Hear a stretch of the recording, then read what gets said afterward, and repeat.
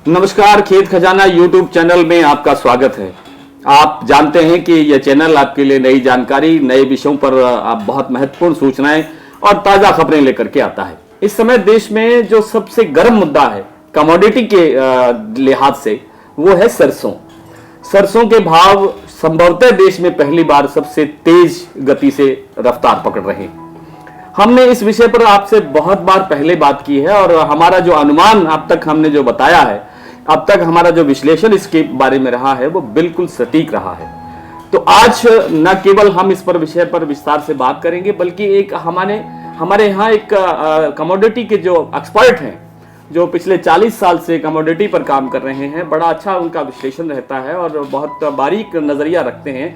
ये जो सट्टा बाजार होता है उसके ऊपर भी, और जो NCDX वगैरह जो चलते हैं उन पर भी उनका दृष्टिकोण बहुत कामयाब रहता है, बहुत बारीक अध्ययन उनका है। हम उनसे बात करेंगे और उनसे बात करने से पहले आपको जानकारी देना जरूरी है कि व्हाट्सएप पर हमारा एक ग्रुप बना हुआ है खेत खजाना के नाम से, खेत खजाना मंडी भाव के नाम से। आप उसमें भी जुड़ करके डेली हमारे से जो जानकारियां हैं, कमोडिटी की जो अपडेट्स हैं, वो ले सकते हैं। इसके बारे में हमारा स्क्रीन पर व्हाट्सएप का नंबर आपके सामने चल रहा है, आपको देख रहे हैं। आप जुड़ना चाहें तो आपका स्वागत है। और विषय पर बात करने से पहले मैं आपको परिचय करवा दूं। हमारे साथ हैं कमोडिटी एक्सपर्ट श्री प्रेम कंदोई जी। प्रेम कंदोई पिछले 40 वर्षों से कमोडिटी के अंदर काम कर रहे हैं। बहुत लंबे अरसे से उनका अनुभव है और बड़ा बारीक अध्ययन करते हैं और बड़ा बारीक विश्लेषण भी करते हैं।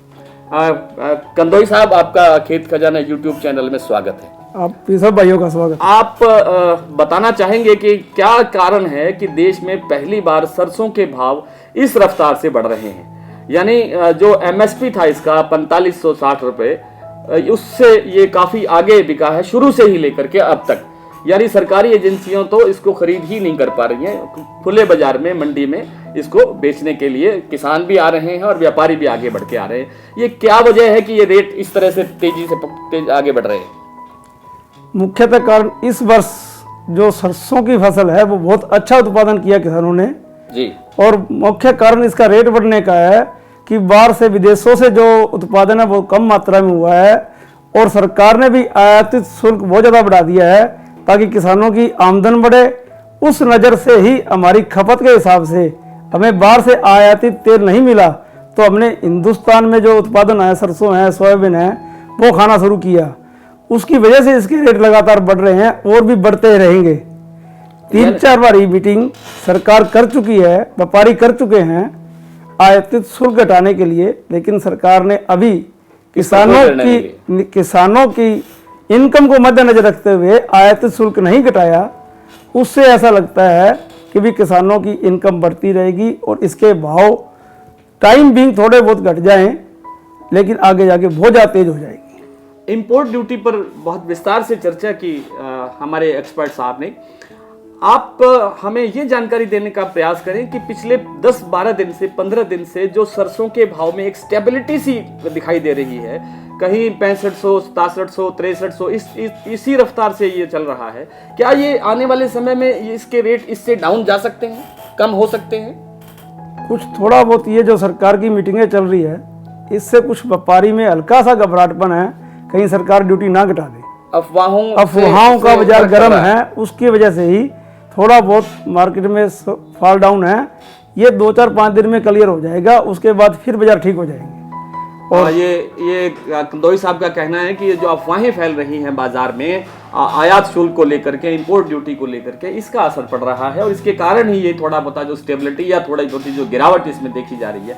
आपको एक बहुत महत्वपूर्ण जानकारी दे दूं, सरकारी आंकड़ा है पिछले साल की तुलना में, 19-20 की तुलना में और 20-21 के अंदर जो भारत के अंदर डोमेस्टिक डिमांड है सरसों के तेल की, वो 44% बढ़ी है। यानी हमारे देश के लोगों ने शुद्ध तेल खाने की और रुझान दिखाया है और 44% इसके अंदर बढ़ोतरी हुई। आप अंदाजा लगा सकते हैं कि हमारी घरेलू मांग कहां तक जा रही है और इसके आगे तक कहां तक जाने की संभावना है। अभी देश के बहुत से हिस्सों में लॉकडाउन की पोजीशन है, कुछ हिस्सों में लॉकडाउन में ढील देना शुरू हुआ है, थोड़ा थोड़ा बाजार खुलने लगा है और थोड़ी रफ्तार गतिविधियां पकड़ रही हैं। तो ऐसे में लगता है कि आने वाले 15 दिन सरसों के लिए बहुत महत्वपूर्ण है, क्योंकि 15 दिन के बाद में ऐसी संभावना है कि लॉकडाउन लगभग खुल जाएगा। तो कंदोई साहब, जब लॉकडाउन पूरी तरह खुल जाएगा 15 दिन के बाद, जैसा कि अनुमान लगाया जा रहा है, जैसा कि कोरोना के केसेस में बहुत जबरदस्त सुधार हो रहा है, 1.25 लाख की गति है, आज 1.25 लाख केस आ रहे हैं, इस रफ्तार से चल रहा है और ये बहुत अच्छा सुधार हो रहा है। आपको लगता है कि लॉकडाउन के बाद में सरसों के भाव में कोई तेजी आएगी? हाँ बिल्कुल, जैसे ही लॉकडाउन खुलेगा मार्केट में, जैसे ही रेस्टोरेंट, होटल, विवाह शादी के प्रोग्राम्स चलेंगे, उसी तरह से इसकी डिमांड बढ़ेगी। जैसे ही इसकी डिमांड बढ़ेगी, इसके भाव में सुधार होना शुरू हो जाएगा। इंडस्ट्री के अंदर भी इसका डिमांड आएगी? हाँ, इंडस्ट्री में भी डिमांड आएगी, इंडस्ट्रियाँ चल जाएगी, मजदूर मिस्त्री हैं वो सारे काम पे लौट जाएंगे, तो उससे भी डिमांड बढ़ जाएगी। हर तरह से डिमांड बढ़ जाएगी। अब तो जो नुक्कड़ चौराहों की जो स्टॉलें हैं वो भी सारे बंद हैं। तो आप कह रहे हैं कि इसके भाव निश्चित रूप से बढ़ेंगे। कोई एक छोटा सा आइडिया दे सकते हैं, एक कोई अंदाजा, जैसे एक क्या लगता है कि 7,000-7,500 क्रॉस हो सकता है? मेरा अनुमान ऐसा है कि ये दिवाली के आजू बाजू सरसों 8,000 रुपये करीब हो जाएगी। दिवाली के आसपास कंदोई साहब कह रहे हैं कि 8,000 रुपये हो जाएगी, क्योंकि दिवाली के आसपास त्योहारी सीजन जैसे शुरू हो जाएगा, नवरात्रों के बाद या दशहरे के आसपास, तब ये त्योहारी सीजन शुरू हो जाता है और त्योहारों के अंदर तेल की खपत बढ़ती है। सामान्य तौर पे हमारा ये ट्रेडिशन है, हमारी परंपरा है। तो कंदोई साहब, आप ये बताएं कि आप कह रहे हैं कि ये दिवाली के आसपास 8,000 का भाव क्रॉस कर सकते हैं, तो क्या 15 दिन के अंदर, आने वाले 15 दिन में आप इसका फ्यूचर क्या देखते हैं? कितना ग्रेड बढ़ सकता है? अभी जो ये 65-6600 चल रही है जी, 15 दिन के बाद में मुझे लगता है 7,000 क्रॉस कर जाएगी। 15 दिन के अंदर 7,000 क्रॉस कर सकती है, ये कंदोई साहब का अनुमान है। और इनका अनुमान आमतौर पर सामान्य रहता है, हम आमतौर पर सटीक होता है और आमतौर पर इसे हम 100% सही मानते हैं। लेकिन हमारे बहुत से दर्शक ऐसे सवाल करते हैं कि जैसे जो हमारी ओर से कहा जा रहा है वो लोहे पर लकीर है। ऐसा नहीं होता है, ये एक एक्सपर्ट्स का अनुमान होता है, एक बाजार की चाल को देख करके एक अनुमान लगाया जाता है। लोहे पर लकीर नहीं कोई डाल के दे सकता कि आप ये तो 100% होगा ही। तो कृपया अपना व्यापार करने से पहले या किसी तरह की कोई आप गतिविधि करने से पहले आप अपने विवेक से अपने आसपास की गतिविधियों के उस पर निगाह डाल करके, निगरानी डाल करके, अध्ययन करके फिर आप कोई फैसला लें। ये हमारा आपसे निवेदन है। कंदोई साहब, जैसा आपने बताया कि सरसों के जो भाव हैं वो 15 दिन के बाद फिर रफ्तार पकड़ने वाले हैं और आगे दिवाली तक इसमें कोई मंदी का आप आशंका नहीं देख रहे हैं। इससे आपको ऐसा लगता है कि आने वाले समय में इसकी खेती भी बढ़ेगी, यानी तिलहन का जो कृषि का जो खेती का जो एरिया है वो भी बढ़ेगा? आपको ऐसा लगता है? बिल्कुल बढ़ेगा। किसानों का रुझान जो है तिलहन की ओर हो गया है। और मैं तो ये प्रार्थना भी करूँगा किसानों से कि भी आप धान और नरमा कम करके सोयाबीन और सरसों की बिजाई करें, ताकि आपकी आर्थिक हालात सुधरें। और मुझे ऐसा महसूस होता है कि महाराष्ट्र, MP, राजस्थान और हरियाणा में 25 से लेकर 40% तक बिजाई तिलहन की बढ़ेगी।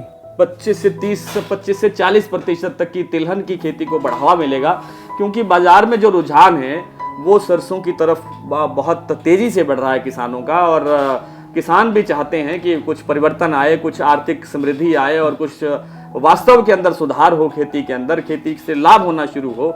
तो इस दृष्टिकोण के साथ हमें लगता है और हमारे जो गेस्ट हैं उनको भी लगता है कि इसकी खेती में बढ़ावा होगा। तो फिर हम इस विषय पर आपसे बात करेंगे। बहुत धन्यवाद।